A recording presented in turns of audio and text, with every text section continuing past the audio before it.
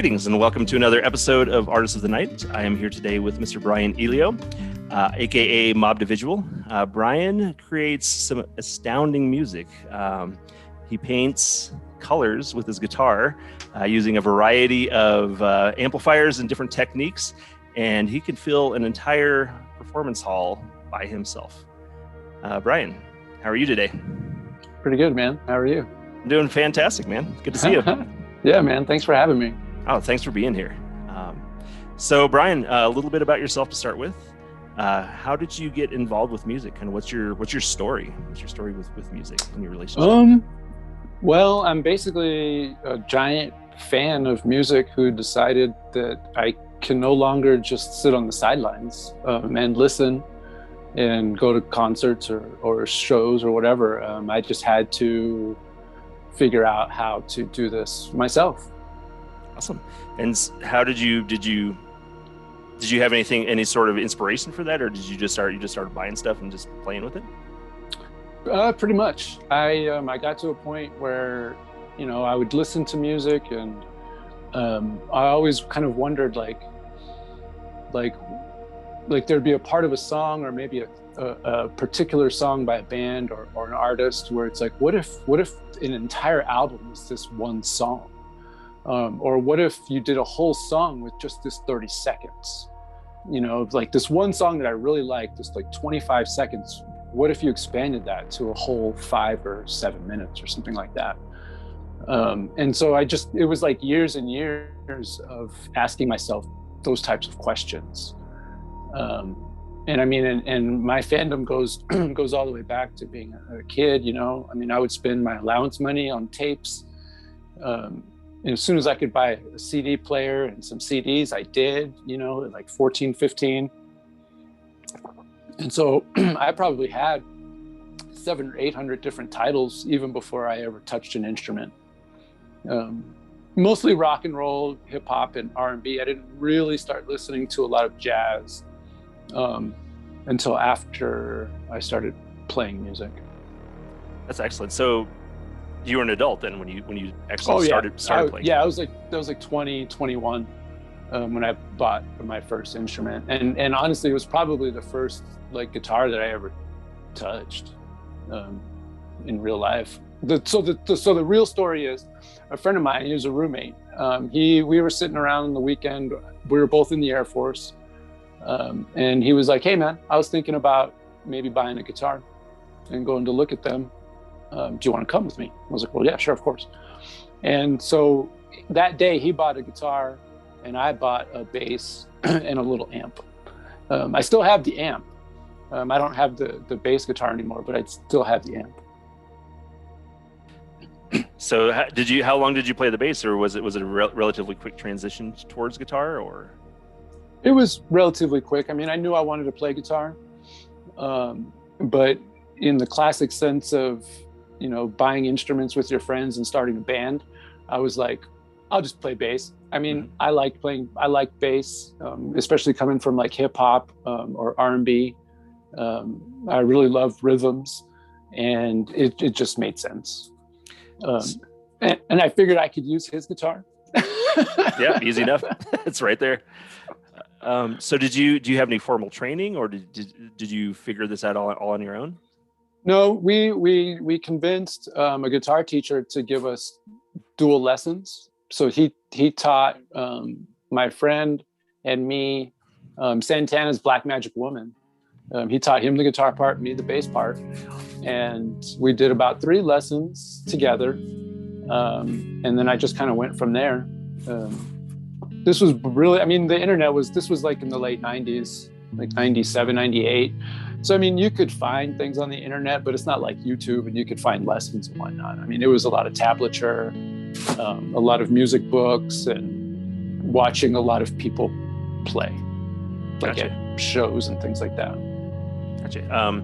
So do you have any, I guess, referencing, being a fan of music, do you have any musicians or artists or bands that really strongly influence you, or that you can really point at and be like, this pushed me in a certain direction, or Oh yeah, I don't know if it pushed me in a direction or not, but I'll always credit the Smashing Pumpkins' Melancholy and the Infinite Sadness for basically teaching me guitar.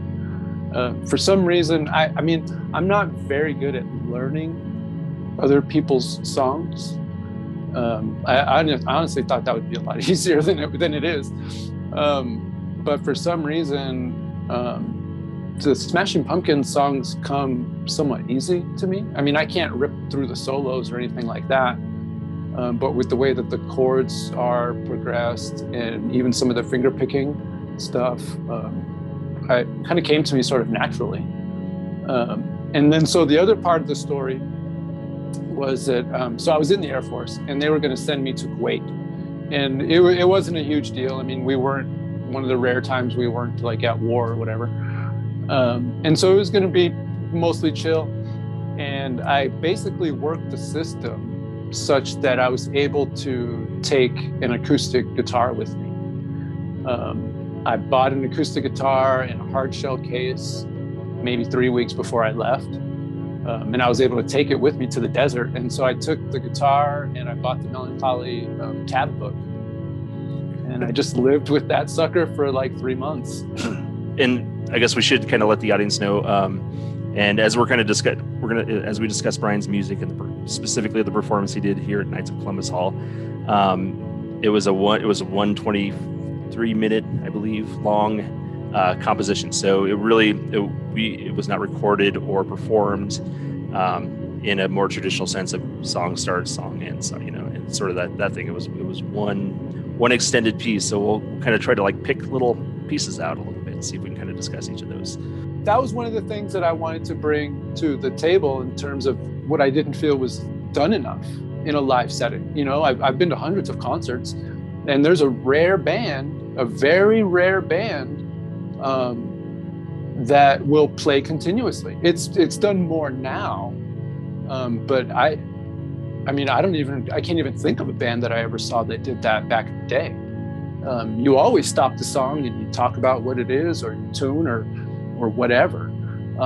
And so I wanted to, that's a thing that I'm doing extremely specifically, is that it's a continuous stream of sound. Brian, do you want to tell us a little bit about Play of Masses, that portion of the performance? I think that's the only one that I actually know the song to, and I think it's what I opened with basically. Okay. And it's what I consider my sort of signature song. It starts out very sort of simple, seemingly simple, but then it's also dissonant. And that song, I really tried to use it as a showcase for exactly what I'm doing. I got to a point where when I was performing, that I started to play backwards, especially when I don't have a stage. Some of it is due to stage fright. I get just intense stage fright. But then I noticed that a lot of musicians were like trying to see what I was doing. And so I was like, I'll just turn around and show you what I'm doing. And they still don't know what I'm doing. So that song, it starts out pretty chill and not a lot of effects, maybe a little bit of reverb. And then I go through the change, and then I get back to that original part, and then that's when I start adding some of the delays and some more reverb. I primarily use reverse delays. I have 2 different reverse delays, and yes, it will reverse itself and be back forward again. And then that one, it does then get loud, and so that one does kind of play with the very harsh, quiet, loud dynamics. But before it gets there, I'm introducing a lot of reverse delays and a lot of other reverbs. And like I said, the way that I split my pedals, one part of the delay will go to this amp, the other part of the delay will go to a different amp. But before it gets there, I put another series of pedals in front of it. So that turns it into 2 different sounds. And then that splits a third time. And then I can put pedals in between that and the amp. And so that's how I get the three. I have four sounds, but that's how I get the three main sounds.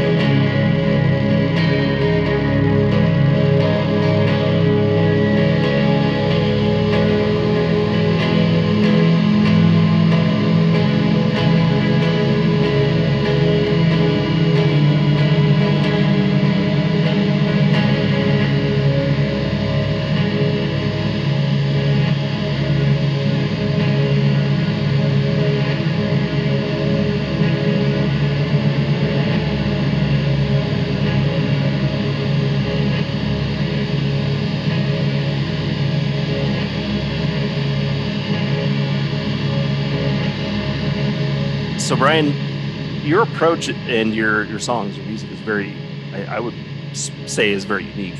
Can you tell us a little bit about how you compose and how you go into writing music? Because again, you're at this point in time as Mobdividual, you're performing in a solo sense, and you're not really approaching it as a lot of solo musicians do, where they sit down and play a guitar or something, and then they sing. You're kind of creating textures. You're creating kind of a symphonic sort of a feeling.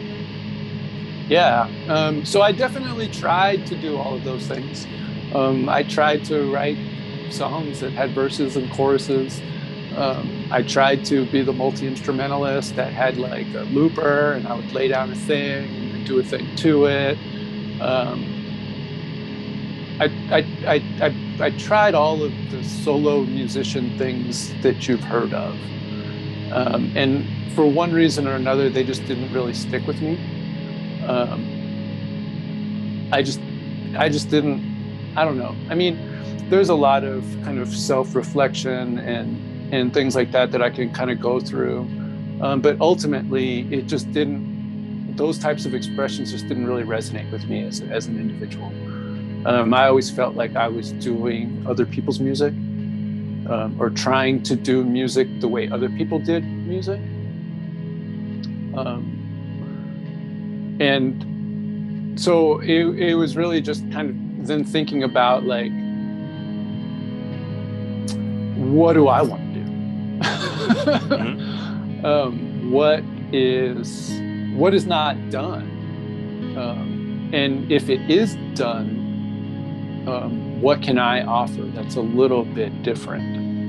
And so I definitely, I mean, I got well past like bands like the Smashing Pumpkins, and into, you know, more avant-garde things and more textural things. And but like I said, it's really, I've obsessed about a few things as a sound artist. I became obsessed with a few things through all of that process, through trying to write my own songs, through trying to record my own songs. I just found that I was obsessed with certain sounds. And then coming to guitar so late, I didn't really have a lot of the practice and the technique and the dexterity that a lot of folks have. And so there's a lot of things that I just simply cannot do. And so I'm focusing on my obsessions, and I'm working around the things that I can't do. And so there's a lot of what I call for myself, like non-negotiables, things that I will never do, that don't really make sense to the outside world. So I can't really explain them to you. But things like tricks, what I refer to as tricks. I try to stay away from tricks. I try to stay away from anything that I have deemed along the way as superficial to the composition. And I really try to cut to the chase. Like, what do you need as an audience to experience this sound?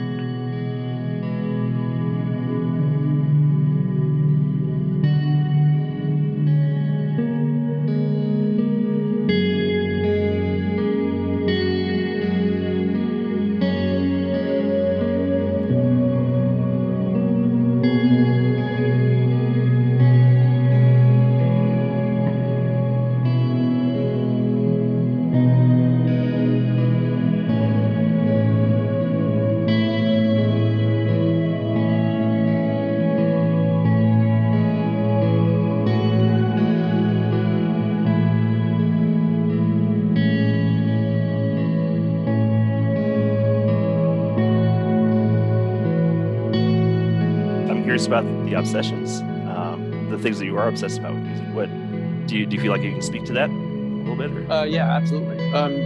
The things that I do, like the textures, the multiple textures. You know, some of them are really smooth and kind of airy. Some of them are very sharp and angular. I also like the quiet, loud. You know, going from quiet to loud or from loud to quiet.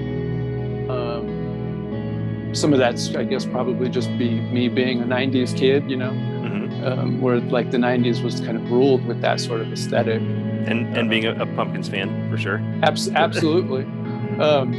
But a large part of that texture even comes from things like Public Enemy and songs like Welcome to the Terror Dome.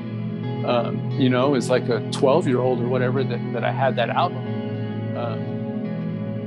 None of those textures existed anywhere else in hip hop. Nowhere could you find things like Welcome to the Terror Dome, except for on, you know, Fear of a Black Planet.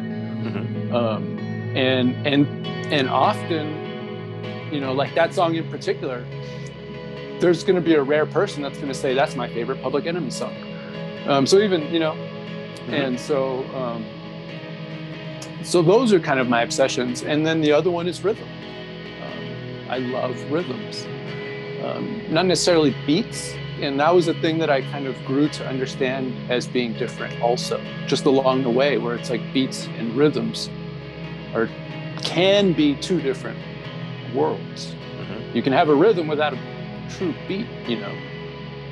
Beats are so sharp and pointed and exact, but a rhythm can kind of just be like this too. You know, you know, because I got to a point where I knew I was going to be an experimental guitar player, you know, and I was going to essentially be a noise rock band by myself. It was like, okay, this is what I'm going to do, because this is, you know, I love reverb, I love delays, and I love recording. And so I was going to primarily be a recording artist. I never had any aspirations to perform. I was just going to make these crazy, weird, textural, instrumental albums. You know, I kind of, what is it called? Romanticized, you know, that period of when the Beatles stopped touring, and they were like, we're going to be a studio band, and we're just going to make these amazing records, and that's going to be the end of it. Or like when Brian Wilson got to that point where he was like, I'm not going to go on the road anymore. I'm going to stay back in the studio, and I'm just going to make records, and that's going to be the deal.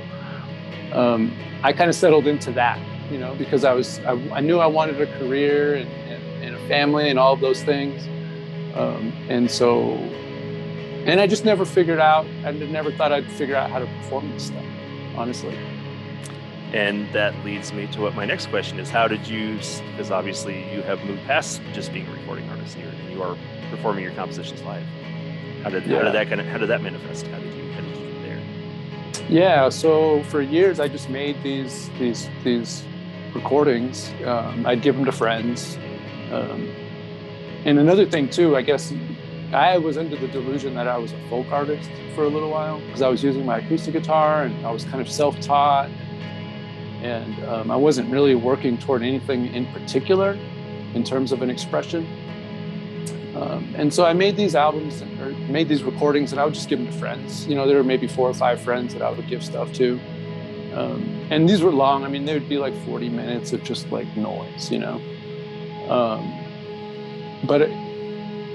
And so a friend of mine, he was like, this is really great, you know, but every once in a while I would like something to hang on to. Something to help guide me through all of this business that you have going on, because, you know, he was like, it can become monotonous.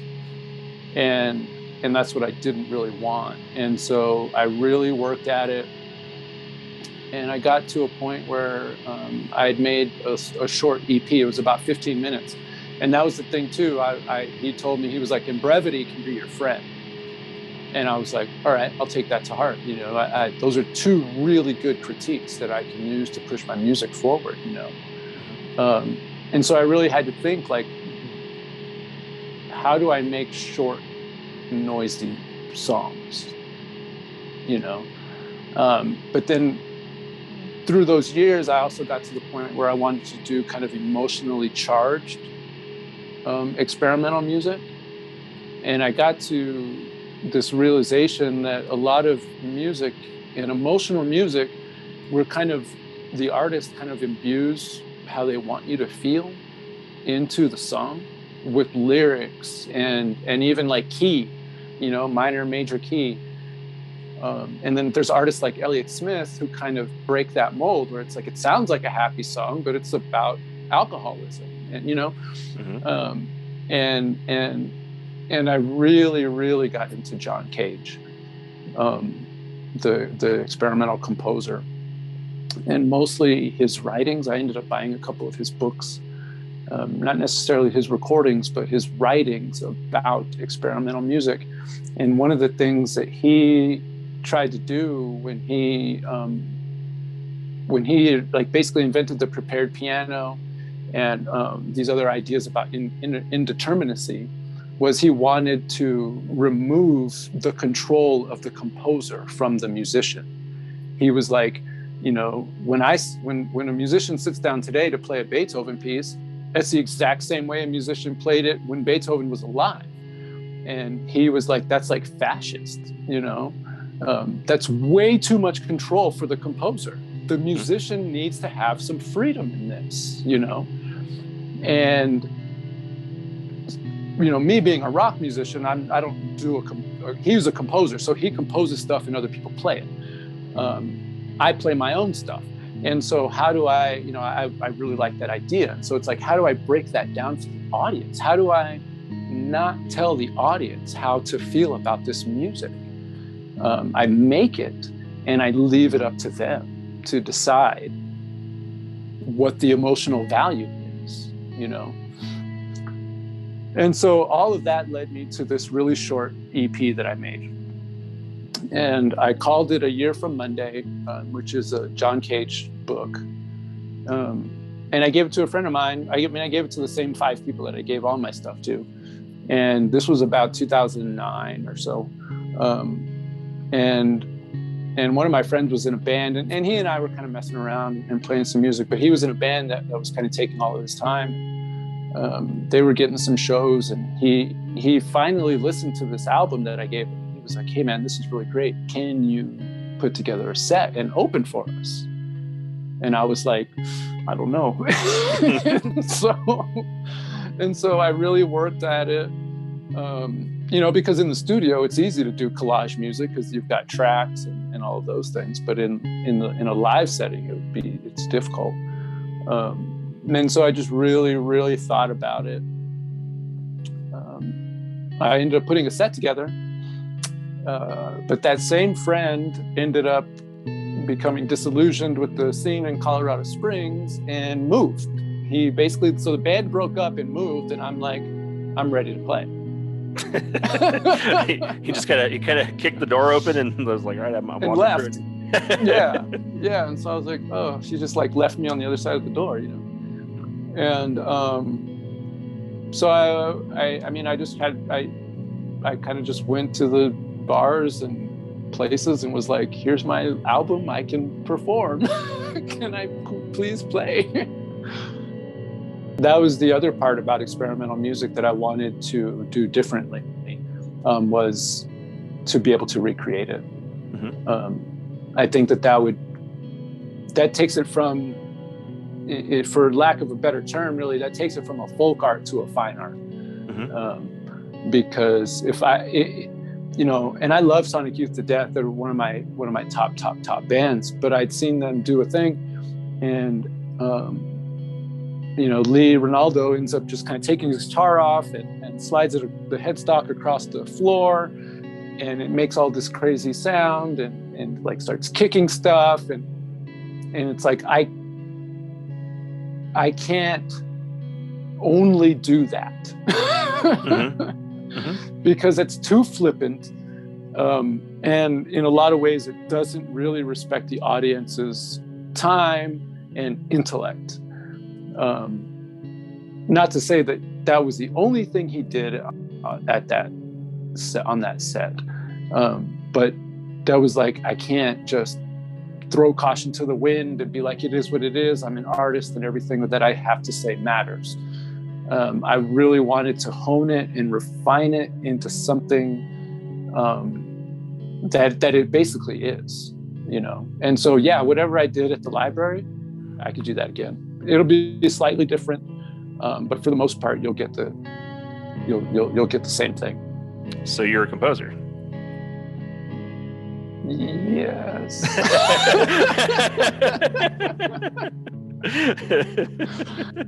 It's funny, man. I still don't feel comfortable calling myself a musician or an artist. I mean, other people call me those things, and I call myself those things, but it wasn't until people started being like, oh, here's Brian, he's a musician, that I kind of settled into that sort of thing.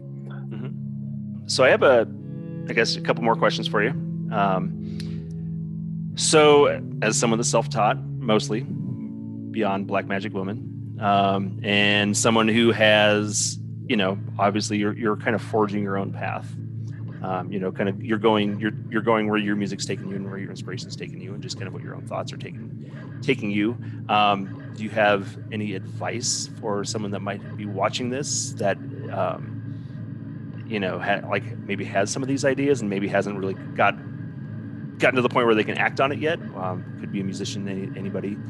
Just as far as like how to deal with your creativity and how to deal with your inspiration, especially in the sense where you're not going to be fitting into a more traditional structure to express that. Yeah, I mean, I would just say, don't be afraid of how you feel about your own work. You know, you don't have to like it. You don't have to be happy with it. And, you know, obviously you don't have to do what other people are doing. But if you want to keep making the work, just keep making the work, you know. And if you end up making stuff you don't like, then figure out what you don't like about it, and make something different, you know. I mean, I say that as it's lackadaisical and kind of easy to do, but I know how hard that is. I mean, I got to a point where it's like, I cannot write songs. And if I can, I don't like them. I'm quitting music forever. And then, you know, like a year later, you know, I find myself super anxious and panicky and just kind of always at the end of my rope. And it's because I wasn't playing music. And as soon as I start playing music again or recording again, a lot of those edges are kind of rounded off. And I mean, that literally happened. It was like, you know, like I said, all my friends moved and basically stopped doing music. And I was like, okay, I'm an adult. I could stop doing music, even though I didn't start playing until I was an adult. So I tried to quit, you know. It was like, I'm grown up now. I'm going to not do this anymore, or even ideas of like, well, this is super not successful. I'm wasting my time and all of these things. But it's still fun. It was still fun for me. And so that's when I was just like, screw it. I'll just go into the basement and I'll just make these funny recordings and I'll give them to the 4 or 5 people who at least say they listen to them, But then, but like I said, that's after years of hating everything that I made, but still like wanting to be part of that, to have that process in my life. That's really what it is. It's like the recording process is in my life. Whether I give it to people or not is kind of beside the point now, It's a personal thing. It's part of you. Yeah, exactly. Brian, it has been absolutely fantastic to talk to you today. I think your music is fascinating personally, and I think, I love your approach, and I do really think that you bring a lot of value to the Colorado Springs music scene, and just in your approach and your methods and your conception of the way that you make music, and I thank you for doing it. Oh man, thank you. I appreciate that. Appreciate that acknowledgement. And to those of you who are watching this, we will have Brian's links to some of his social media where you can listen to his music. That'll be in the comment section of YouTube. So please, if this piques your curiosity, please come and check him out. I would imagine, Brian, once we're back to the point where we can start doing live gigs, you're going to be out and about again? Yeah, most likely. Awesome. So keep your eye out for Mobdividual shows. Hopefully we can have you at KCH2 once that is opened up. And again, thank you so much. It's always a pleasure to talk to you. Yeah, man. Thank you. I appreciate it. Okay, awesome. Take care. Later, dude. Bye.